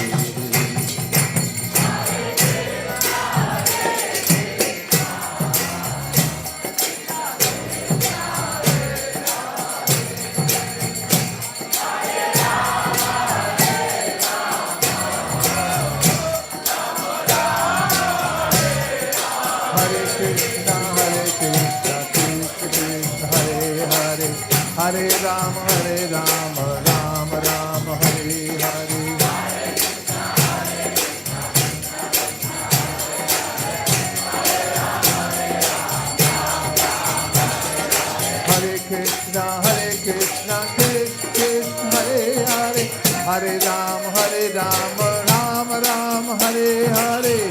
Hare Krishna, Krishna Krishna, Hare Hare, Hare Rama, Rama Rama, Hare Hare. Hare Krishna, Krishna Krishna, Hare Hare, Hare Rama, Rama Rama, Hare Hare.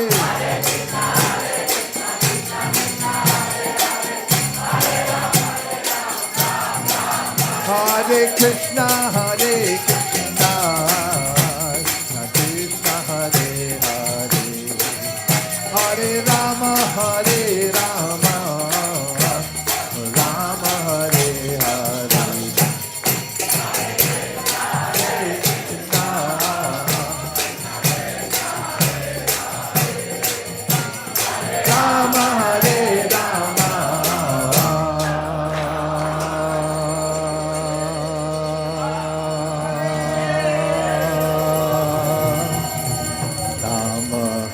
Rama Hare Rama Hare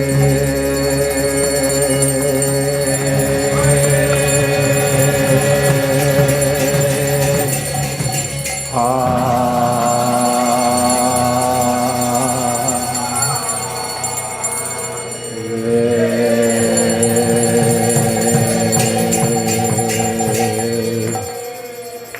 Gaur Premanande.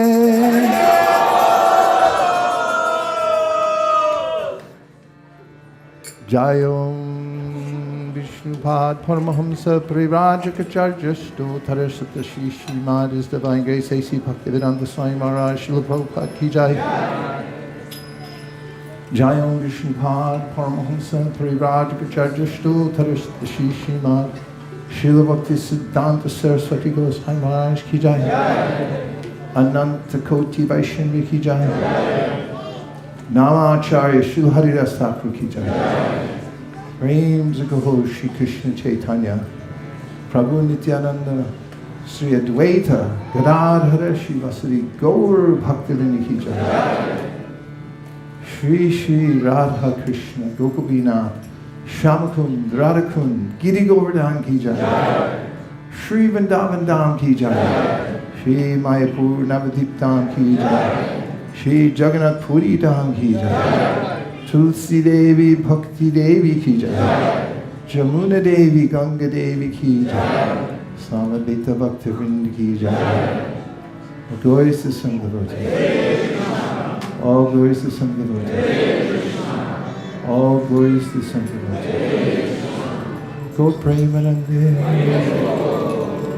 And if you'd like to sit just for a moment, we're going to offer prayers to Lord Nrsingadev. And tonight, with a heavy heart on one side and lightness of heart on the other, I'd like to honor a dear godbrother who passed away just yesterday. Unexpected to us. He was one of Prabhupada's secretaries in the early days. And kind-natured person, Paramahamsa Dasa.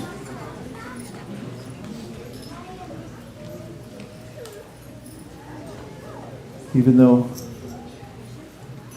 we didn't see him all that much last time we drove up there with Shruti Kirti, and he and Paramahamsa, who had traveled together to take care of Prabhupada for several years.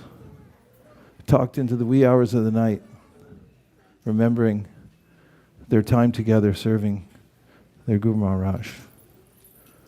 So he came so unexpectedly that he left this world, though. I'd like to pray to Lord Nrsingadev that he may always keep him close to us in our circle. May we see him on the other side. Shri Paramahamsa Prabhu Ki Jai. And to his dear wife Gemma, who is a devotee in her own right, may Lord Nrsingadev protect her now that her dear husband is gone. Hare Krishna. Namaste Narasimhaya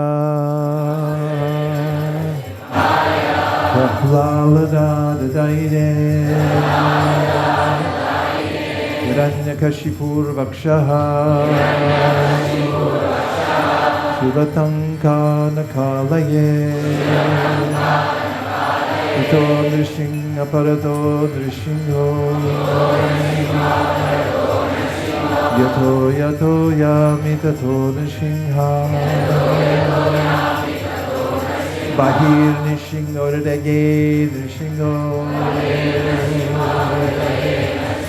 Nrsinha baring sharanam prapadye Om namo bhagavate narasimhaya Namaste jaste jase Adir Adir Bhava Vajranaka Vajradamsha Karmashaya Randaya Randaya Tamo Grasa Grasa Om Swaha Abhayam Abhayam Mahmani Uishta Om Shram Vagisha Yasha Vadane Lakshmi Yasha Chavakshasi Yashaste Hridaye Samvit Tam Nrsingamaham Bhaje Prahlada Hridaya Ladam Bhaktya Vidya Vedaranam Shadarindur Chilmande Parindra Varadam Harim Shri Nrsinga Jai Nrsinga Jai Jai Nrsinga Prahlada Desha Jaya Padma Bhuka Padma Vringa Yadi Dasya Sime Kama Radhamstam Varadarshadha Kamanam Hridayasroham Bhavatastu Vrinevaram Om Namo Bhagavate Tubhyam Purushaya Mahatmane Haraye Bhuta Singhaya Ramane Paramatmane Ubrotya Nugra Evayam Sabhaktanam Viteshari Eshari Vasapotanam Anyesham Ugavikramaha Tavakara Samala Arena Kamadhisya Dalitai Ranyakashi Utanu Vinda Krishna Krishna Narahari Rupa Jai Jagadisha Hare Jai Jagadisha Hare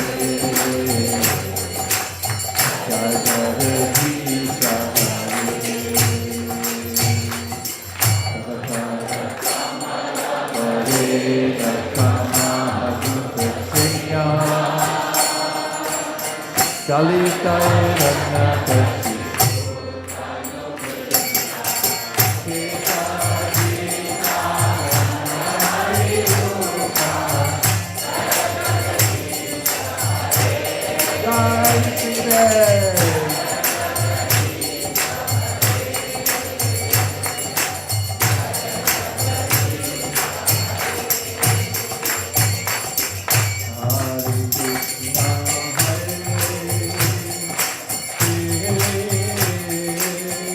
Krishna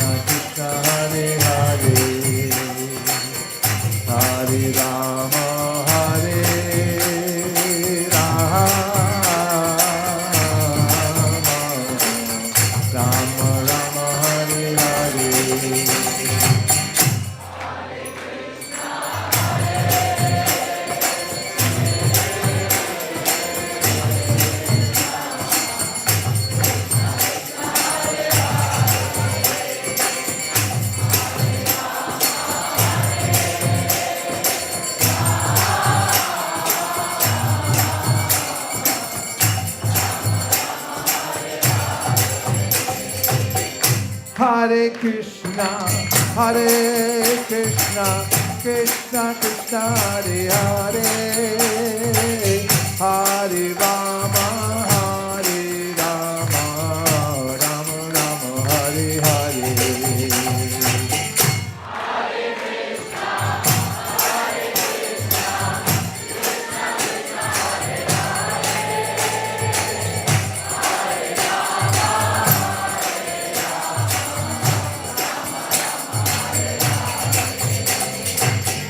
Hare Krishna, Hare Krishna, Krishna Krishna, Hare Hare, Hare Rama, Hare Rama, Rama Rama, Hare Hare.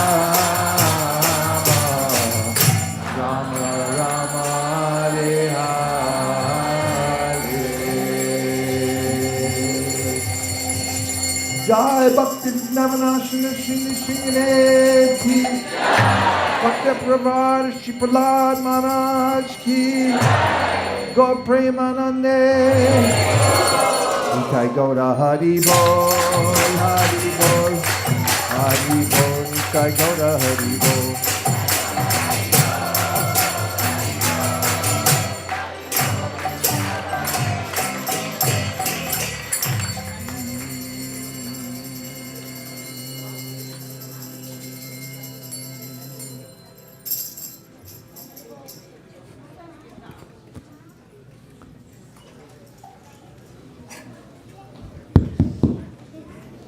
Hare Krishna, Hare Krishna, Krishna Krishna, Hare Hare, Hare Rama, Hare Rama, Rama Rama, Hare Hare. We welcome you all to the Sunday Feast Festival here at ISKCON of Silicon Valley. Thank you for taking your valuable time and visiting us tonight here. So let's give a big round of applause to everyone who has joined us here. Hari Hari Hari Bo. We'd also like to thank all our online viewers as well. So let's give them a big round of applause.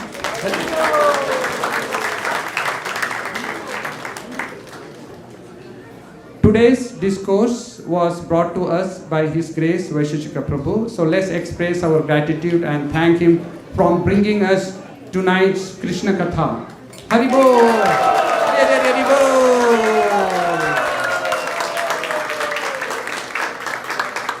So we also would like to thank him for an ecstatic Aarti and also Narsimha Aarti. Hari Hari Haribo!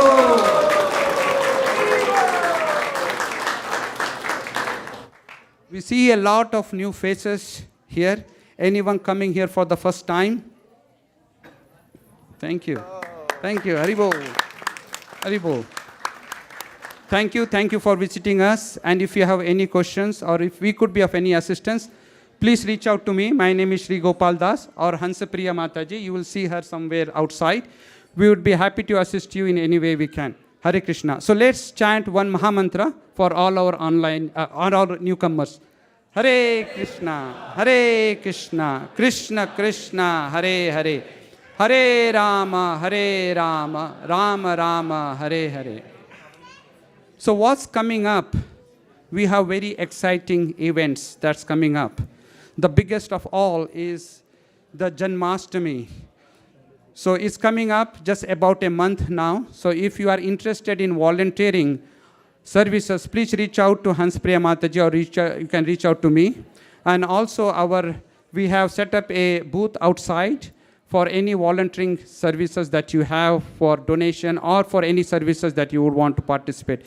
We would be happy to engage you any way we can. Hare Krishna. And also this Friday, we have our monthly Kirtan Oasis Festival. It's a Kirtan that we do outside. It's outside in Palo Alto. It's outdoors. So we would invite you all with your friends and family. It starts at 6:59 p.m. in Palo Alto at the intersection of Emerson Street and University Avenue at Lytton Plaza. So please join us. We would be happy to see you all there. Starting 6:59 p.m. Hare Krishna. So next is we also have Berkeley Snan Yatra, the Jagannath Baldev Subhadra Snan Yatra that's happening next week in Berkeley. And we will also have a program here, but just wanted to announce that we have a Snana Yatra. If you like to visit, you can join us there starting 3:15 p.m. Hare Krishna. Thank you. So we have a couple of sponsors for tonight's feast. We'd like to acknowledge them. Mohit Prabhu is sponsoring on the occasion of Sia's birthday, their daughter's birthday. Is Mohit Prabhu here? No. So, okay, so we'll thank them in his absentia. Hare Krishna. The next sponsor is Paris Mataji. Please come. Hare Krishna. She is, just leaving ISV for now. I think she will come back soon. But she is sponsoring the tonight's feast for all the Vaishnavas here. Hare Krishna. Thank you, Paris Mataji, for all your services, and hope your going away from ISV is a temporary move, and you will come back soon, and we will pray that you come back soon. Hare Krishna. Would you like to say a few words? Hare Krishna, everyone. Well, it's been 2 years since I first came to ISV, and I'm really glad that I did. Krishna gave me such a huge family, and I have to leave for now. I really seek your blessings and prayers that I get to stay in close touch with the devotees, and that I can trust, I can have the willpower to always trust Krishna's plan. Thank you. Hare Krishna. I have some Mahaprasad for you. Hare Krishna. Hare Krishna. Is there any other announcements that I'm missing? You are sponsoring. Mukharvinda Prabhu, please come. Haribo. ISV stands for Individual Spontaneous Volunteering, right? So it is spontaneous. Thank you, Mukharvind Prabhu, for sponsoring tonight's feast. I will let you announce the occasion for your sponsorship. Yeah. On behalf of His Grace Vaisesika Prabhu, Her Grace Niruka Mataji, and all the Prabhupada disciples, I'm sponsoring for their loving God brother in the loving memory of His Grace Paramahansa Prabhu's divine departure to the Golok Vrindavan. Hare Krishna. Thank you. Hari Hari Bo. Prabhuji. Yep. Mahaprasad. Hare Krishna. Thank you. Now we'll go to Prasad Sevya prayers. Hare Krishna. Madhuri Sakhi. Oh, Maharaj will sing. Hare Krishna. This is a prayer written by Bhaktivinoda Thakur. I will read the first part of the English translation. Can you read that?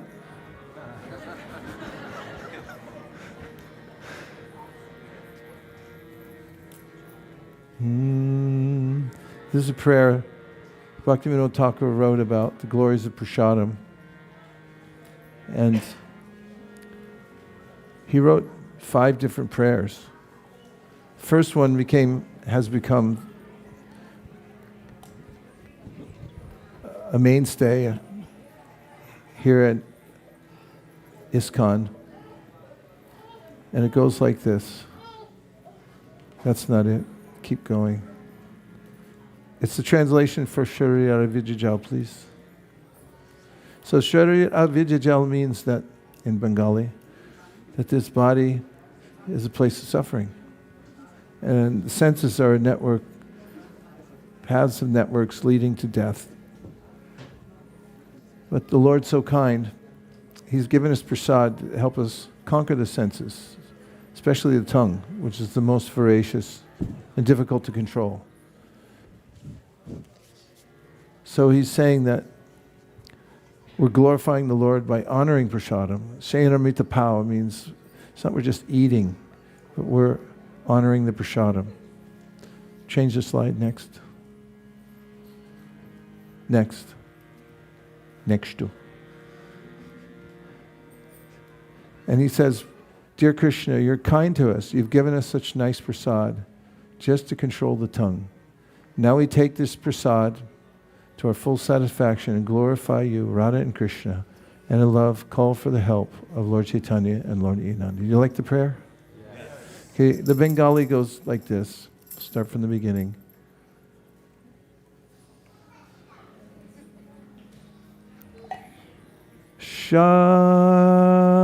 Sharira Vijaja Yogendriya Aheka Vilekele Vishaya Sagore Karmakirati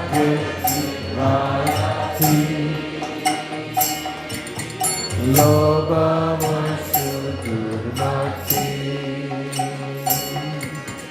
Sakirita Kartika Sansare Krishna Vadodoyamo Tori Vare Jivaja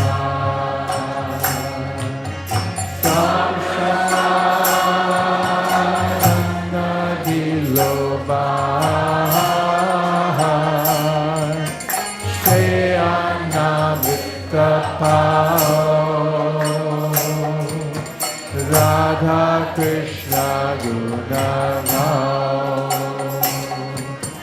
Premedako Shri Chaitanya Nita Premedako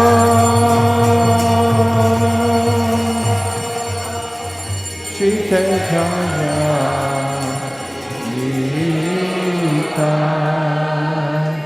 The following verses are selections from various shastras about the glories of prasadam. If you read really fast and got a 1600 on your SAT, you'll be able to read them as we go through them. These aren't them, by the way, so don't panic. Mahaprasade Govinde Nama Brahmani Vaishnave Sarva Punya Patangajan Sasto Nagatat Prasade Sarva Nitanam Amirasyo Padayate Satsana Chetaso Yashu Vistipaya Patistate Prayopa Dikta Satkanda Vasavankara Charchitaha Uttishta Bodhina Dasa Davamayam Jayimari Shom Krishti Sambhati Nittam Madhurateshata Kakti Matrena Bhaktavyam Natakala Vicharananda Deshaniya Mattatra Natkala Niyamatta Praptamana Samshishta Bhaktarim Hari Abrade Bhagavat Shri Mahaprasad Ki Gaura Premanande Nitai Gaura Hari Bol Hari Bol Hari Bol Nitai Gaura Hari Bol.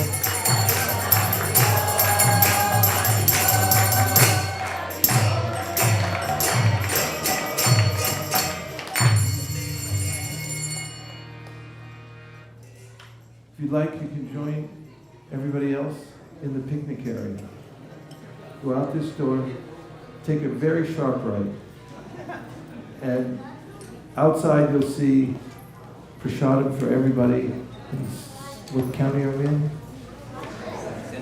Everybody in Santa Clara County, San Mateo County, Alameda County, San Francisco, Contra Costa. Call all your friends. Plenty for all. Thank you very much for coming, everybody. Hare Krishna. We have last announcement. Radhika will announce the cooks for tonight's feast. Hare Krishna, the cooks for today are Ananda Mataji, Sham Karuna Mataji, Sham Bhakta Prabhu, Nitesh Prabhu, Shriram Prabhu, Divyananda Prabhu, Suraj Prabhu, Tapomaya Prabhu, Malay Prabhu, Rajendra Prabhu, Shreya Mataji, Meghavi Mataji, Sukta Mataji, Mayuri Mataji, and Vaishnavi. Thank you. 16.